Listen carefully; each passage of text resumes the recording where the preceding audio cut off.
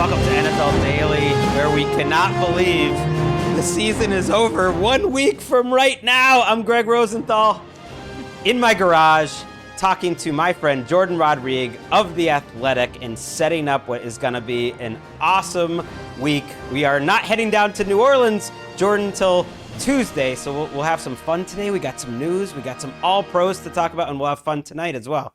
Yes, we're not heading down to New Orleans yet because we have a very good cause to champion tonight. You, me, a couple of big-time guests on the live taping of the Mina Kimes. And to be clear, other people are the big-time guests. It's you, me, and then the big-time guests on the Mina Kimes show featuring Lenny at the Belasco, which I still cannot freaking believe that we're getting to be on that stage. And Kobe Turner is going to take the stage at the Belasco, all for wildfire relief efforts. 100% of the funds raised tonight.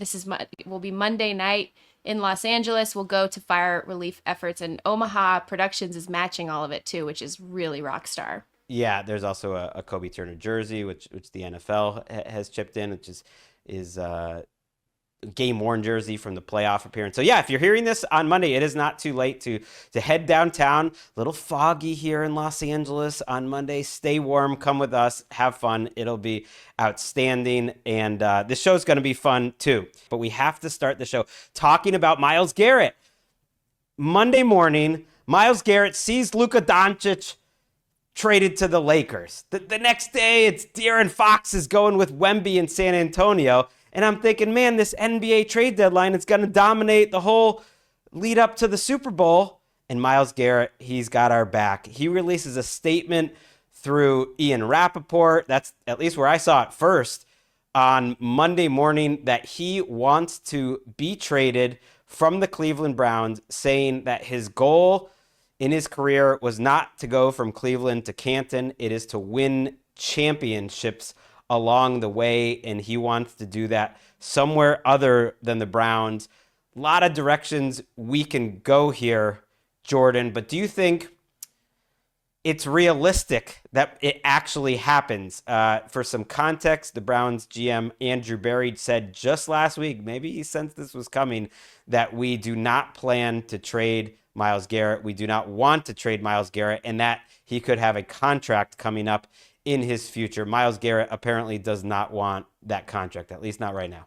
Yeah, to peel back the curtain a little bit too, something like this does come up to a general manager when local reporters, people on the beat reporters there in Cleveland, catch a whiff of some unsettling situation and then take the opportunity. The first time they'll really get an availability with the GM all off season is at the Senior Bowl. And this is where this conversation took place, where he was asked, including by my colleague Zach Jackson, about whether or not they would ever consider trading Myles Garrett. And even if there were 2 first-round picks on the table, and Andrew Berry said, no, we're not doing it.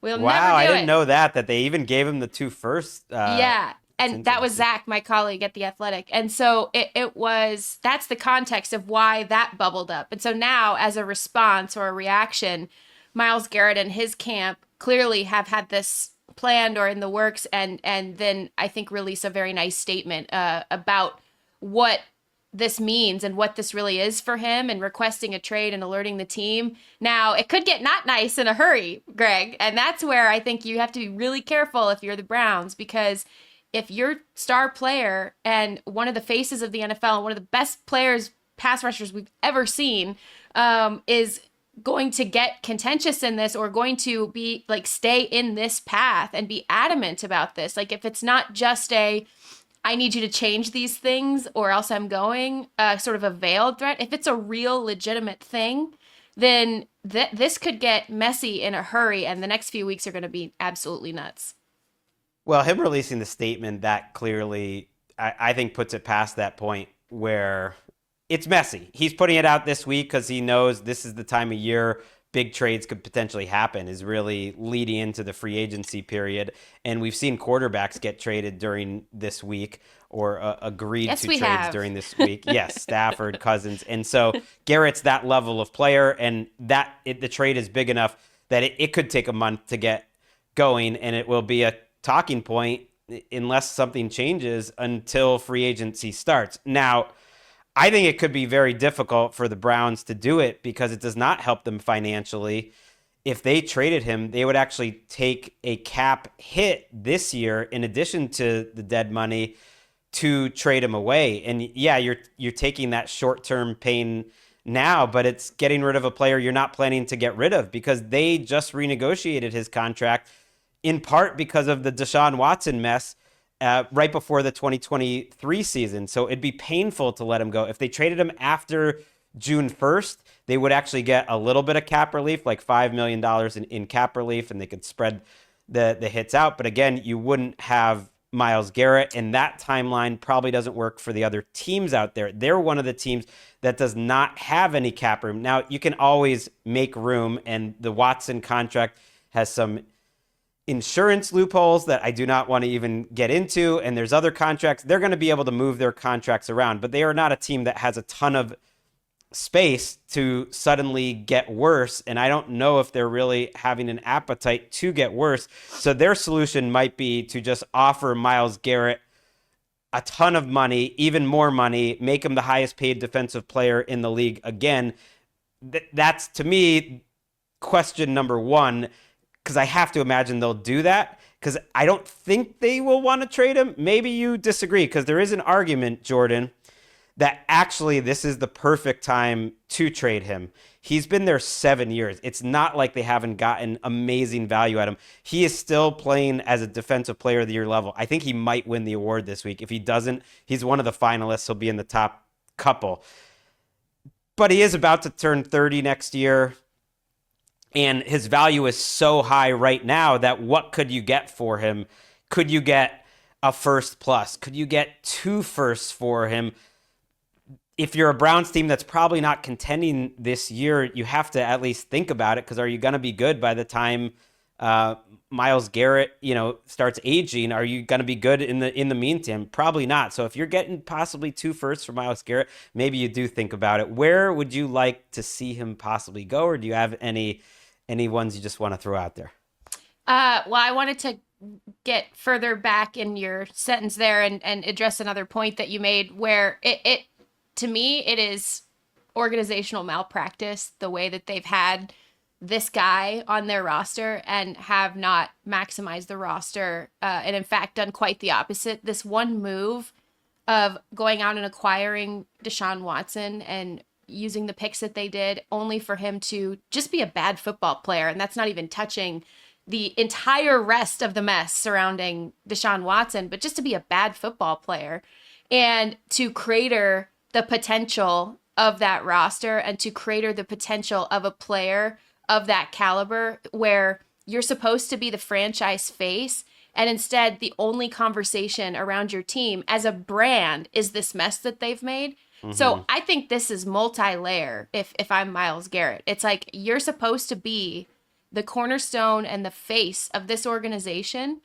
and instead everything else around this team has only been A, plummeting your potential, and B, plummeting you as a brand, because that's all anyone wants to talk about. And I'm not saying that's the most important thing, but it's like you want to go somewhere where you are going to be A, valued in the sense that a team is going to win with you and around you, and also, you want to go win a Super Bowl. And he said that as plainly as he possibly could in his statement. And I don't see any aspect of this Browns roster with the mess that they've created over the next couple of years that is capable or even possible of contending for a deep postseason run, let alone the Super Bowl. And so I think when you're looking at a couple of teams that might have interest and might do whatever it takes, because this is going to be a whatever it takes trade. Like, if he's available, if they're actually answering your phone call, because they've been adamant that they won't, if they're actually answering your phone call, you do whatever you can. You shake out every mattress.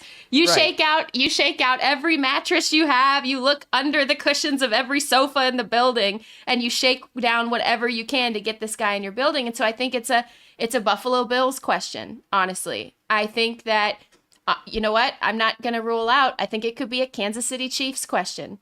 I I know. It's but it's Two it teams is. without a ton of cap room. The Bills actually are $13 million over the cap as we speak. Now they're, of course, like every team, You got can to be able to move always things around. you can always move Von things Miller, they're going to around. restructure Josh Allen. There's other people that they can cut, but there are other teams that can do it more easily than the Bills for sure. Yeah, the San Francisco 49ers, I Mm-hmm. see as a team. And by the way, I want to point out, I mentioned this to you and Mina the other day, is I don't think the Raiders think that they're going to like take like 7 years to build up this roster. I think they're going to, with Pete Carroll on the 3-year deal, I think they're going to make some moves this offseason. And so I think that should be on the table. Detroit should be on the table for a possible Myles Garrett trade. Really, it's easier to ask like who would never do it. Right, that's true. Yeah, because it's Myles freaking Garrett. What are you doing, Cleveland? God.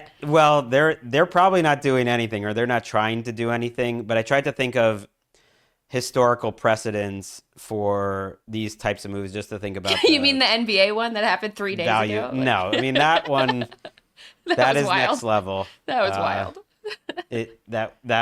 There is no precedent for that in the NFL. Let's be real. Yeah. The closest I could come up with was if you sort of combined the two Khalil Mack trades and made it in between, because the first Khalil Mack trade, he wasn't as good a player as Garrett, but after 4 years, the way people thought about him, he wasn't on a totally different planet, and that was a crazy deal. 2 firsts, more a ton of seconds, more than that. If that was after 4 years in the league, a 25-year-old, that's a little different.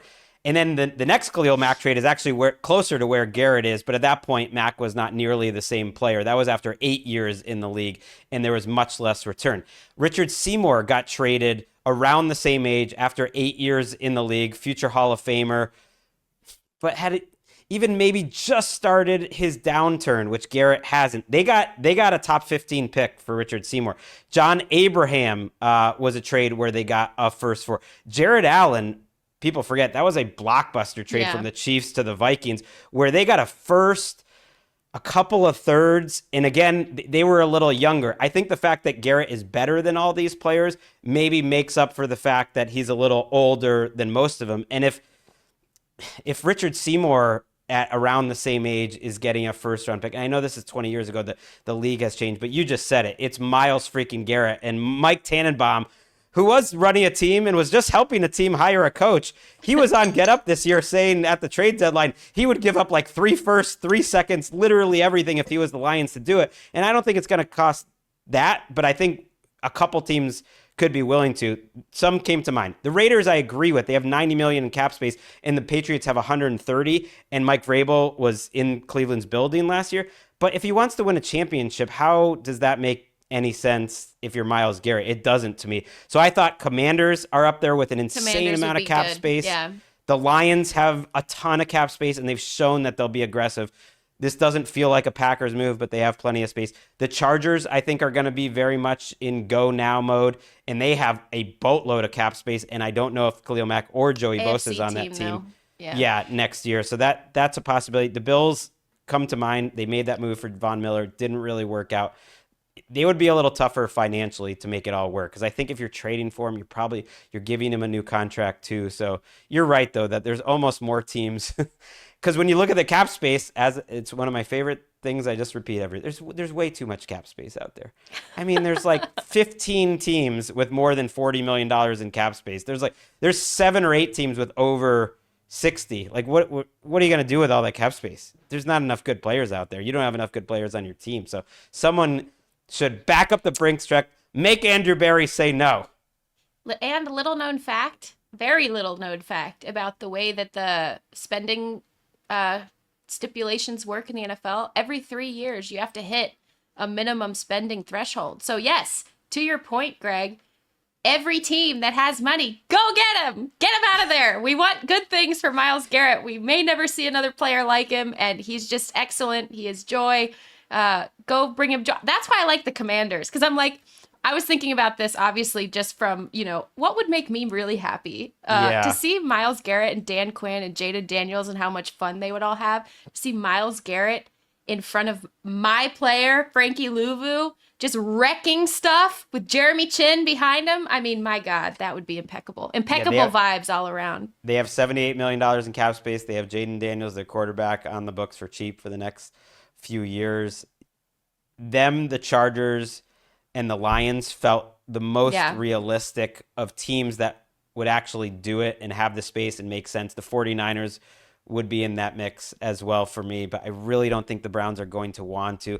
If nothing else, all they've had over the last 20 years, other than that one playoff win, which was with Kevin Stefanski, is Joe Thomas and Myles Garrett. And Myles Garrett doesn't want to be the next Joe Thomas, but I think the Browns are like, we have an all-time great.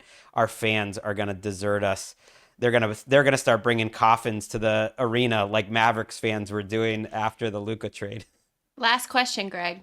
Yes. So the Browns do not. I almost said the Breggs. The Browns do not want to do this. They've made that clear. Obviously, that will only up the asking price.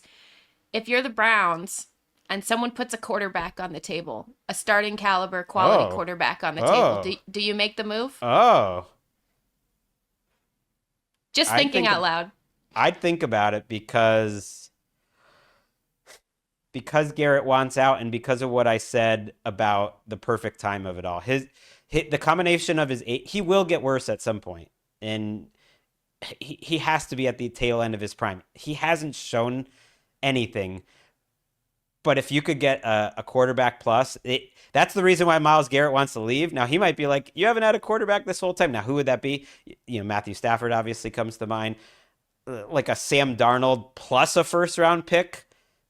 It starts getting interesting, I think, if you're the Browns. Yes, if you can, and you're not in love with Shedeur Sanders or Cam Ward especially, that you could plug a couple holes, not give up, you'd have your number 2 overall pick and maybe get better fast.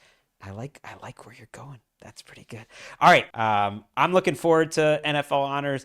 That is Thursday night. I'm looking forward to tonight downtown at the Belasco Theater. Again, if you're listening to this on Monday, it's not too late if you're in the LA area, and all the tickets will go to a great cause supporting wildfire relief efforts. Thank you, Jourdan. I will see you tonight.